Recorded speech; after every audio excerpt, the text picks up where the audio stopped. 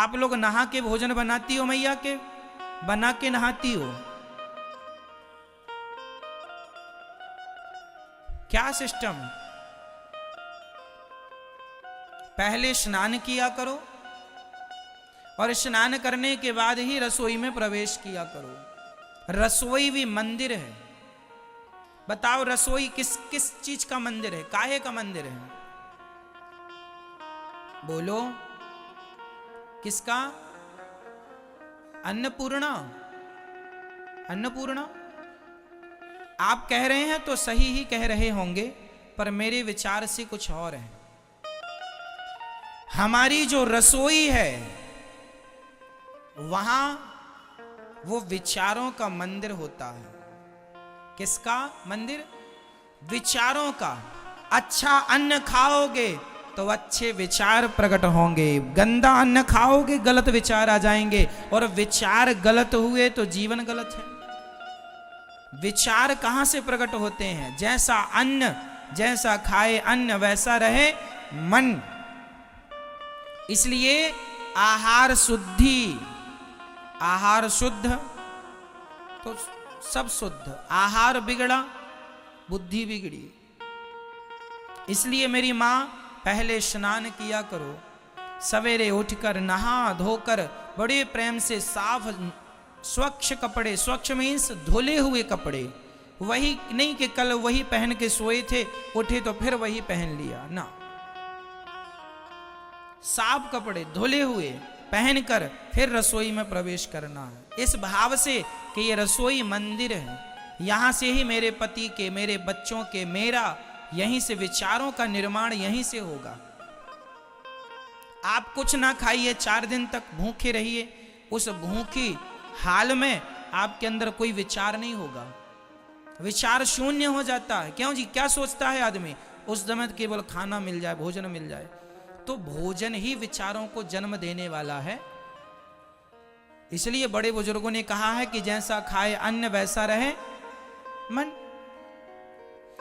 जैसी राखें शुद्धि वैसी बने बुद्धि। आजकल हमारी माताएं और हमारे छोटे छोटे बच्चे और ये पुरुष लोग ये शुद्धि का ख्याल नहीं रखते। अपने घर का एक कानून बना दो, कोई भी बाथरूम जाएगा तो बाथरूम से लौटने के पहले 4 कुल्ला करना और हाथ धुलना और पांव धुलना अनिवार्य है। बाथरूम जाइए तो हाथ, पांव और कुल्ला करना अनिवार्य है, तब आप शुद्ध होते हैं। और यदि आप शौच के लिए गए हैं, दीर्घ संका गए हैं, तो फिर आपको वहां से नहा कर ही लौटना है। जितने कपड़े पहनकर दीर्घ संका शौच के लिए जाओ वो सारे कपड़े गीले करो। दिन में 2 बार जाओ, 3 बार जाओ तो 3 बार नहाओ। वहां से बिना नहाए आओगे तो वहां जहां जहां जाओगे वो अशुद्ध अवस्था में आपके अंदर नेगेटिव अर्थात नकारात्मक विचार। ये देखो ब्रह्मांड में ना 2 प्रकार की बातें घूमती हैं। इस ब्रह्मांड में अच्छे विचार भी घूम रहे हैं और बुरे विचार भी घूम रहे हैं। यदि आप पवित्र हैं तो बुरे विचार आपसे दूर रहेंगे, अच्छे अच्छे विचार आएंगे। और आप अशुद्ध हैं, अपवित्र हैं, गंदगी है, तो तुरंत अशुद्ध विचार, गलत विचार आपके अंदर आ जाएंगे। और विचार गलत हुए तो व्यक्ति गलत हो जाता है। मैं कह चुका हूं कि मैं और आप गलत नहीं हैं, विचार हमें गलत करते हैं। इस सब्जेक्ट पे मैं बात कर चुका हूं, ठीक है? इसलिए नियम बनाओ कि आप शौच के लिए जाएंगे तो आप कम कपड़े पहन कर जाएंगे, और जो पहन कर जाएंगे वो सारे धुलेंगे और बिना नहाए नहीं। यदि आपने एक बार पूरा स्नान कर लिया है और दोबारा इमरजेंसी जानी पड़ी तो आप कमर से अपनी नाभि को गीला करता हुआ पानी आपके कमर को गीला करे, चरणों को गीला करे। अर्ध स्नान कहते हैं इसे। एक स्नान होता है संपूर्ण स्नान और एक स्नान होता है अर्ध स्नान। आपकी कमर से नीचे पूरा अंग गीला कर लो, वह अर्ध स्नान है। पूरा स्नान ना कर सको तो अर्ध स्नान कर लेना, पर स्नान जरूरी है। जैसी शुद्धि आजकल बच्चों की बुद्धि क्यों बिगड़ रही है? 4-4 दिन नहाते नहीं है। ये शौच के लिए भी जाते हैं, बाथरूम भी जाते हैं, पर ये नहाते नहीं है।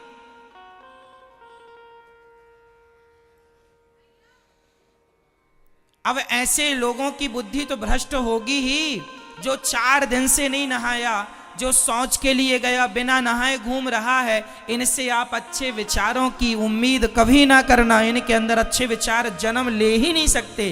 अरे भाई, कुत्ता भी जहां बैठता है पूंछ से साफ करता है। अच्छे विचार सबके नहीं होते मेरी माँ। जिनका चित्त शुद्ध है, मन शुद्ध है, हृदय शुद्ध, वहीं अच्छे विचार होंगे। अच्छे विचार भी अच्छी जगह जाते हैं, अच्छे विचार बुरी जगह नहीं जा सकते।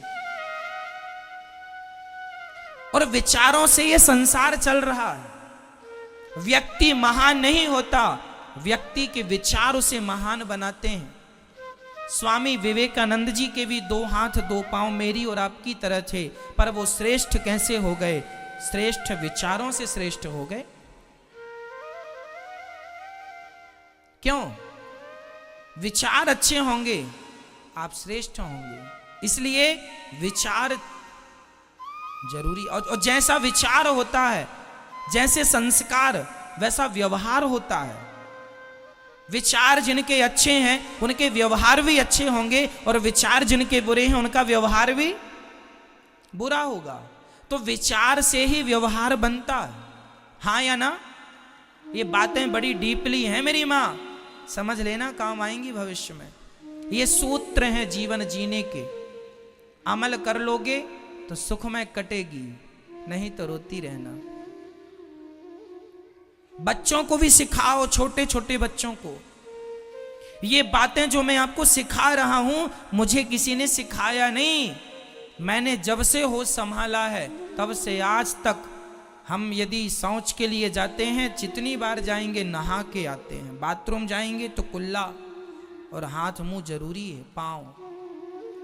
ठीक है, ये शुद्धि हमारे यहाँ तो और भी इसके अंदर विधान है, पर मैं यहां व्यास गद्दी से आपको बता नहीं सकता। मर्यादाएं तो इससे भी ज्यादा हैं। हमारे यहां तो यह भी लिखा है कि खड़े होकर के लघु शंका नहीं करनी चाहिए,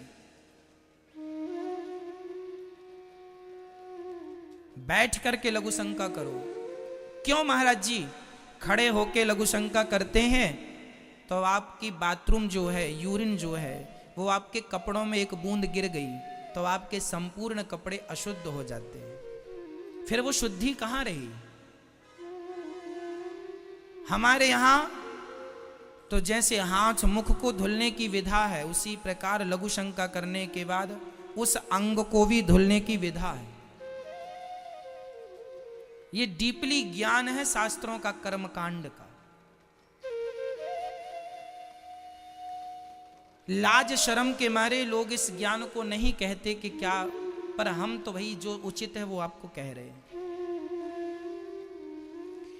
हम लोग इन बातों का ध्यान रखते हैं। हम लोग लघु शंका भी वहीं जाते हैं जहां पानी की व्यवस्था हो। बिना पानी के लघु शंका नहीं। हमें तो पानी कुल्ला भी चाहिए हाथ मुंह भी धुलने के लिए। ठीक है, तो आप ये नियम पालन कर लेंगे तो विचार शुद्ध होंगे, आपसे अच्छी उम्मीदें की जा सकती हैं। ठीक है, इन चीजों का बच्चों को भी सिखाइए, ये चीजें सबको बताइए। ये चीजें इंसानों टाइप के रहो, जानवरों टाइप के नहीं कि हम नहाए ही नहीं, बाथरूम गए कुल्ला पानी नहीं किया, हाथ मुंह धोए। तो जानवर सुअर लोग भी ऐसा करते हैं, उन लोग भी बाथरूम वगैरह करते हैं, कहां कुल्ला उल्ला करते हैं? क्यों?